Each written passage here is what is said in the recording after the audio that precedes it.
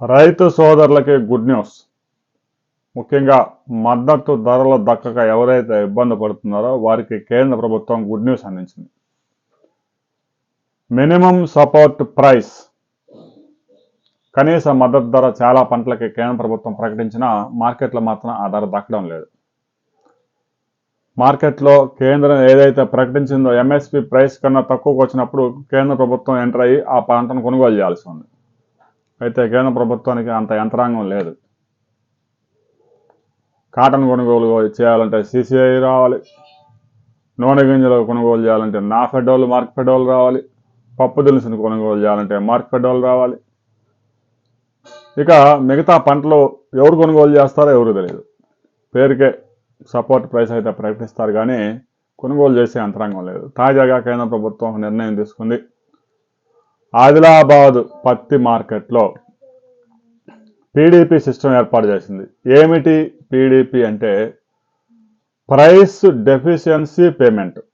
PDP minimum support price కన్నా వ్యాపారస్తులు ఎంత తక్కువకు కొన్నారో ఆ గ్యాప్ ఏదైతే ఉందో ఆ గ్యాప్ అమౌంట్ని కేంద్ర ప్రభుత్వం రైతుల ఖాతాలో జమ చేస్తుంది. ఒక రైతు 40 క్వింటాళ్ళ వరకు అమ్ముకోవచ్చు. ఈ స్కీమ్ని ప్రయోగాత్మకంగా ఆదిలాబాద్ కాటన్ మార్కెట్లో ప్రవేశపెట్టారు, దేశంలోనే మొదటిసారిగా. అయితే ఈ స్కీమ్ మీద అనేక అనుమానాలు కూడా ఉన్నాయి. కాటన్ పండించిన వారే తీసుకెళ్ళి ఆడ అమ్ముకుంటారా రైతులు, లేదంటే వ్యాపారస్తులు రైతుల దగ్గర తక్కువ రేటు కాజేసి ఆ మార్కెట్లో అమ్మేసి ఆ మార్జిన్ మనీ కాజేస్తారా అనేది రాబోయే రోజుల్లో తెలిసింది. ఎందుకంటే ఎవరైతే భూమి ఉందో ఆ భూమి ఉన్న వాళ్ళు సాగు చేయడం లేదు, కౌలు రైతుకి ఇస్తున్నారు. కౌలు రైతుల దగ్గర ఎలాంటి గుర్తింపు ఉండదు. కొంతమంది కౌలు రైతులకి అయితే గుర్తింపు కార్డులు ఉన్నాయి కానీ చాలా మందికి లేవు. ఇలాంటి పరిస్థితుల్లో ఒక రైతు తీసుకెళ్లి మార్కెట్లో అమ్ముకుంటే పత్తికి ఏదైతే 7,500 ఎంఎస్పి ప్రైస్ ఉందో మార్కెట్లో 6,000, 6,200, 6,500 కొనుగోలు చేస్తున్నారు. మార్జిన్ ఒక 1000 నుంచి 1,500 దాకా మార్జిన్ ఉంటుంది ఒక క్వింటాకి.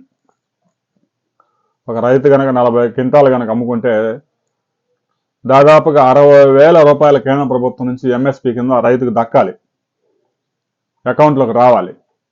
ఎందుకంటే కేంద్రం కొనుగోలు చేసే శక్తి లేక ఆ సిసిఐ అధికారులు దరిద్రం, అరాచకం. రైతుల దగ్గర నుంచి పత్తి కొనుగోలు చేయమంటే తేమ ఎక్కువ అంటారు, స్టేపుల్ అంటారు, అదంటారు ఇదంటారు. రైతుల దగ్గర అంతా చెత్త కొనుగోలు, మంచి పత్తి కొనుగోలు చేసి దాంట్లో చెత్త అంతా కలిపి గోడౌన్లో పెట్టి నింపి పెడతా ఉంటారు. అసలు ఆ అరాచకాల గురించి ఎంత చెప్పుకునే తక్కువే.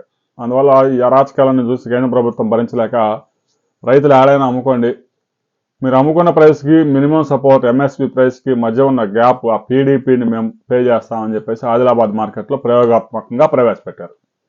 అయితే ఈ పథకంలో గనక కేంద్ర ప్రభుత్వం జాగ్రత్తగా గనక పరిశీలన చేసి నిబంధనలు గనక పెట్టకపోతే రైతుల ముసుగులో వ్యాపారస్తులు దూరతారు. గతంలో కూడా రైతుల దగ్గర నుంచి 4,000కి 5,000కి పత్తి అంతా కాజేసి సిసిఐ వాళ్ళకి ఎంఎస్పి రేటుకి రైతుల పేరుతోనే వ్యాపారస్తులు అమ్ముకుంటూ ఉన్నారు.